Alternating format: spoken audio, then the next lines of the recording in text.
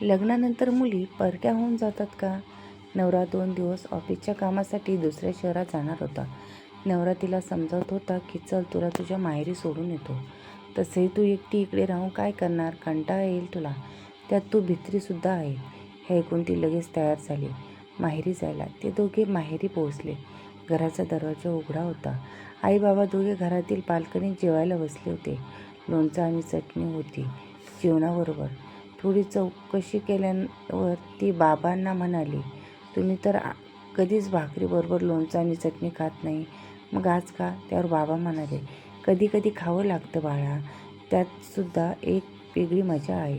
हे बोलत असताना त्यांच्या डोळ्यात लाचारी स्पष्ट दिसत होती. ते त्यांच्या मुलीने बरोबर ओळखले. तेवढ्यात तिची वहिनी बाहेर आली आणि तिने तिची विचारपूस केली. कशा आहात ताई तुम्ही? राहायला आलात का? चेहऱ्यावर खोटं स्मित हास्य दाखवत ती विचारत होती. त्यावर खुश होत ती बोलू लागली, हो वहिनी, माझा नवरा 2 दिवस ऑफिसच्या कामासाठी दुसऱ्या शहरात जात आहे, म्हणून मला इकडे 2 दिवस राहायला पाठवलं आहे. त्यावर वहिनी बोलू लागली, अरे वा, बरं झालं, तुम्ही थांबा, मी तुमच्यासाठी चहा घेऊन येते. असं बोलून ती स्वयंपाकघरात निघून जाते. मग मुलीने सुद्धा आईबाबांना जेवण केलेली भांडी गोळा करू लागली आणि म्हणाली, मी सुद्धा वहिनीला तिच्या कामात मदत करते आणि दादाला सुद्धा भेटते.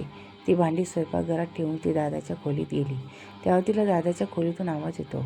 वहिनी दादाला सांगत असते की तुमची बहीण जाताना कर्ज करून गेली आहे, ते कर्ज अजून फेटलंसुद्धा नाही, तरच लगेच आली आपल्या बाबाच्या घरी राहायला. ऐकून तिच्या दादाला राग येतो. तो बायकोला इथेच येईन, ती नाही तर कुठे जाईन, आणि आली तरी तुझं काय खाते गती. त्यावर रागात ती बोलते, बस झालं आता, नाही, माझ्याकडून नाही होणार तुमच्या सर्वांची सेवा. सासू सासऱ्यांना खायला देते, तुम्हाला हवं ते नको ते पाहते. दादा आणि वहिनीचंही बोलणं ऐकून तिचं मन सुन्न होऊन जातं. ती आपल्या दादाला आवाज देणार होती, पण तिची तोंडात शब्द राहिले आणि तिची पावली थांबली. थोड्याच वेळात ती फोनवर खोटं खोटं बोलत बाहेर आली. आई, तुम्ही आलात गावावरून? अगोदर माहीत असतं तरी माहेरी आलेच नसते. ठीक आहे, तुम्ही थोडा वेळ शेजारच्या घरी बसा, मी आलेच.